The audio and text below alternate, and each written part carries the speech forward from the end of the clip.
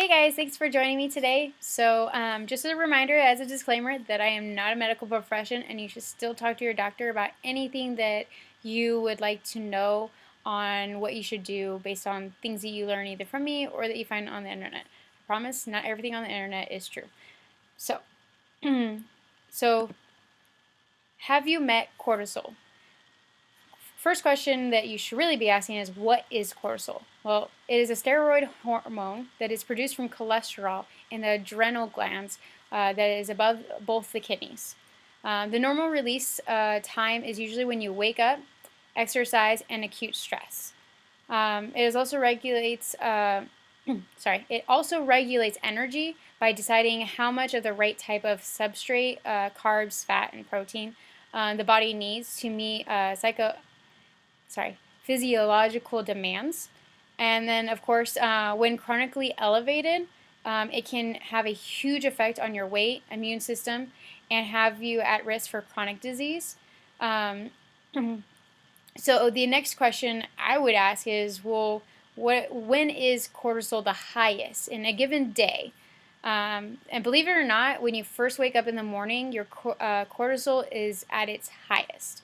So even though you're asleep and you're supposed to be rested, when you wake up, it's really up there in comparison to just like your normal day to day, unless you're really stressing out. And that's some like feat to make. At least that's what I'd imagine, right? So, good question.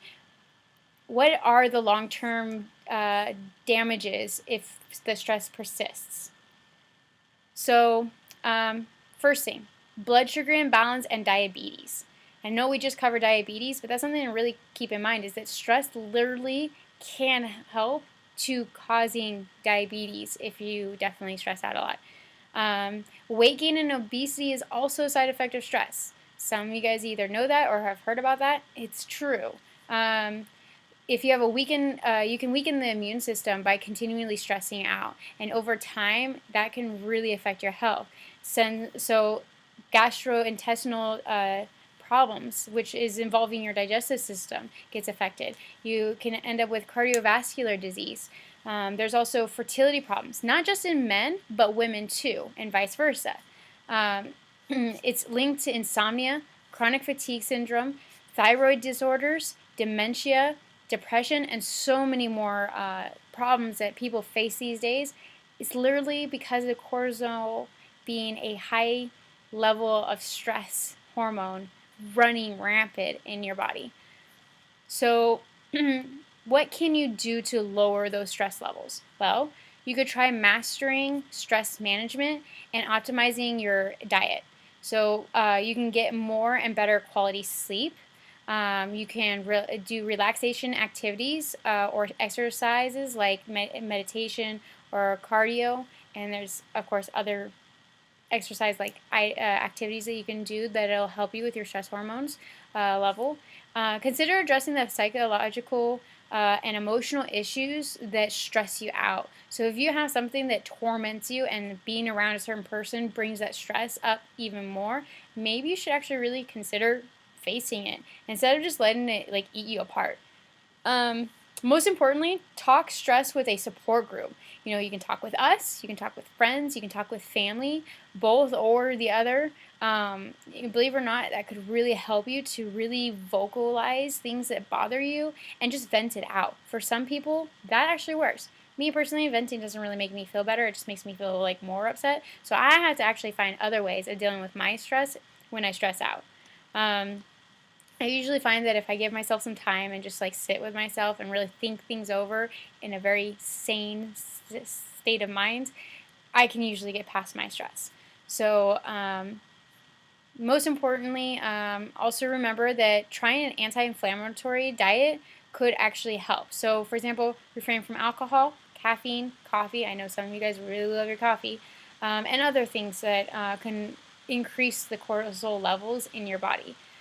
So remember that the long-term use of an anti-inflammatory drug only temporarily alleviates the inflammation, but hundreds of studies have proven that the use over a long period of time can actually cause damage and even worsen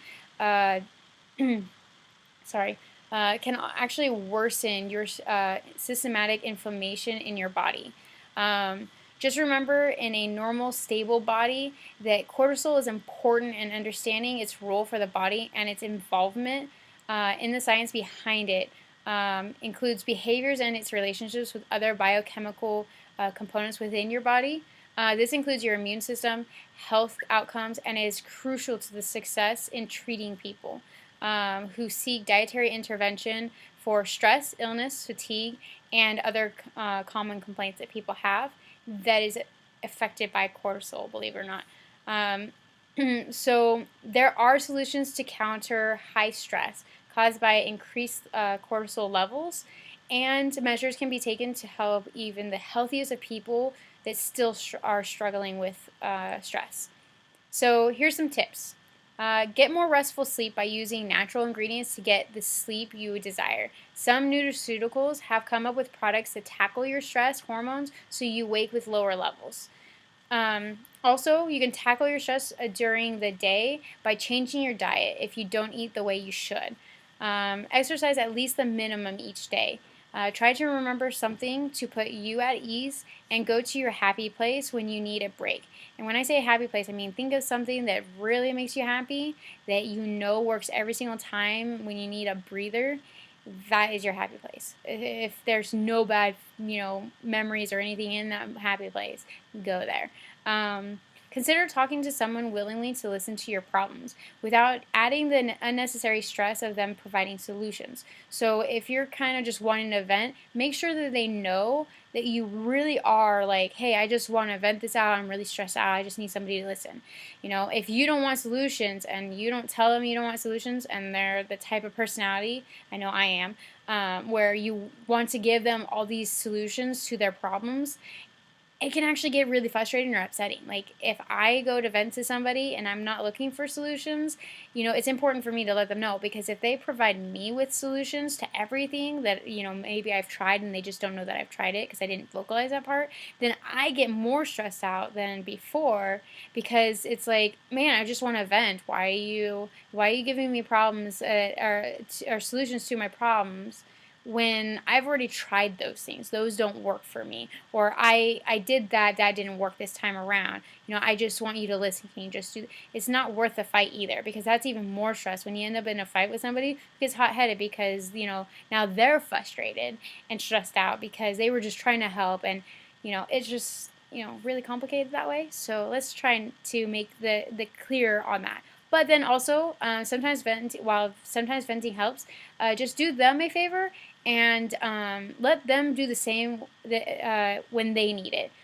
So teamwork helps everyone. So, you go and vent to the same person all the time. Let them know that whenever they want to vent, that, they are more than welcome to utilize you as that soundboard. Somebody who can come in and listen and actually retain that information and, empathize, sympathize, whichever.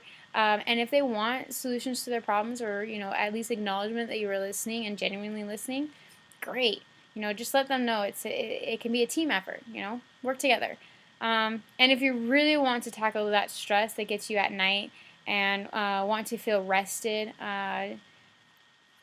when you wake up in the morning, then feel free to contact me, because I have a potential solution for your problems. And I'd be happy to help you out as well. So I won't say what it is, because I'm just giving you guys some information about cortisol. But I've got quite a few people that I've helped out already, who've been able to go to bed, sleep, feel rested, and when they wake up in the morning, they feel actually better than they did like the last few nights beforehand.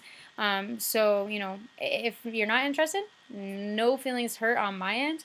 But if you are interested, like, seriously, just message me. I'm more than happy to talk to you about it. So the door's always open. Even if you're not ready right now to really tackle this, because you're still fighting that fact.